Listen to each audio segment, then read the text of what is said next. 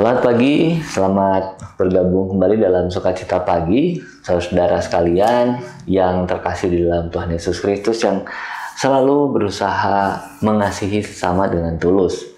Saudara, pagi ini kita mau melihat kembali pernyataan Yusuf di dalam Kejadian 50 ayat 15, ini kejadian setelah ayah mereka meninggal. Ketika saudara-saudara Yusuf melihat bahwa ayah mereka telah mati, berkatalah mereka, boleh jadi Yusuf akan mendendam kita dan membalaskan sepenuhnya kepada kita segala kejahatan yang telah kita lakukan kepadanya. Saudara, satu sikap yang dimiliki dan diperlihatkan para kakak Yusuf adalah kebiasaan mendendam. Ini ibarat ada orang yang terbiasa berbohong, maka orang lain akan dianggap biasa berbohong juga.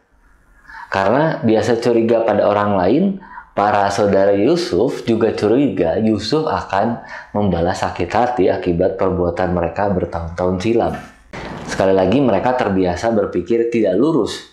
Jadi orang lain juga dianggap berpikir tidak lurus juga. Tapi Yusuf dalam kasihnya sekali lagi menjelaskan kepada saudara-saudaranya, dikatakan di ayat selanjutnya bahwa kehadirannya di Mesir adalah cara kerja Allah. Ini bukan kekuatan mereka, ini bukan keinginan mereka semata-mata untuk menjual dirinya dan sebagainya dan selanjutnya. Tetapi Yusuf dalam kasihnya sekali lagi menjelaskan kepada saudaranya kalau kehadiran dia di Mesir itu adalah bagian pekerjaan Allah. Itu bukan hanya semata-mata mereka yang iri hati lalu dengan tamak menjual Yusuf. Gambaran pekerjaan Allah sulit ditangkap saudara-saudara Yusuf karena perkiraan mereka masih sempit. Sebaliknya Yusuf tidak memberi prasyarat untuk kebaikannya. Dia hanya menguji saudara-saudaranya untuk bersikap bertanggung jawab, dan saudara-saudaranya sudah lolos ujian itu ya sewaktu akhirnya menghadirkan Benyamin di Mesir. Nah, seperti Yusuf saudara yang harus menderita demi keluarga dan keturunannya, demikian juga Kristus yang menderita demi masa depan umatnya. Kristus mati bagi kita ketika kita masih berdosa. Kita ingat semua pernyataan itu. Dan dia tidak membutuhkan sikap baik kita supaya kita diselamatkan olehnya. Itu semata-mata anugerah dari Tuhan saja. Tetapi sebagai orang-orang yang sudah bebas dari maut, kita punya kewajiban untuk mengampuni orang yang bersalah kepada kita. Ya. Tuhan Yesus mengajarkan demikian. Dalam doa-doa kita harus menyisipkan itu. Menyisipkan, bukan memelihara dendam kepada orang lain, tetapi mengampuni orang yang bersalah kepada kita. Orang lain boleh saja saudara bersikap buruk terhadap kita, tapi kewajiban kita sebagai orang-orang yang sudah dimenangkan, sebagai anak-anak Allah, supaya kita membiasakan diri tidak mendendam pada orang lain. Mari kita berdoa saudara.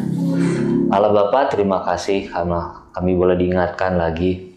Ampuni kami Tuhan Yesus, karena kami seringkali menyimpan perasaan-perasaan tidak enak, perasaan-perasaan sakit hati kepada orang lain. Tuhan, pada pagi hari ini kami mau membawa semuanya itu ke hadapan Tuhan. Kami menyerahkannya kepada Tuhan. Biarlah Tuhan yang memulihkan hati kami, memulihkan sakit hati kami, memulihkan hal-hal yang selama ini kami simpan. Tuhan Yesus, pulihkanlah kami, dan biarlah damai sejahtera-Mu boleh melingkupi kami, sehingga kami bisa menjadi orang-orang yang Engkau arahkan, yaitu orang-orang yang mengampuni sesamanya.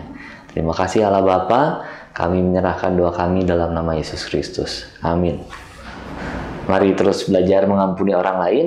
Damai sejahtera dari Tuhan Yesus Kristus menyertai.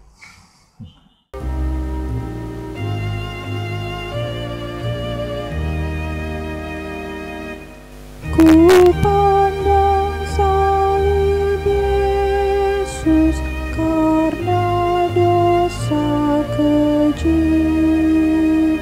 Ku mohon dari Yesus, sendosa tak terperi.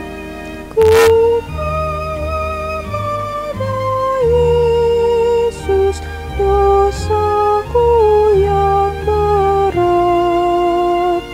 Ku terima dari Yesus hidup penuh berkat. Ku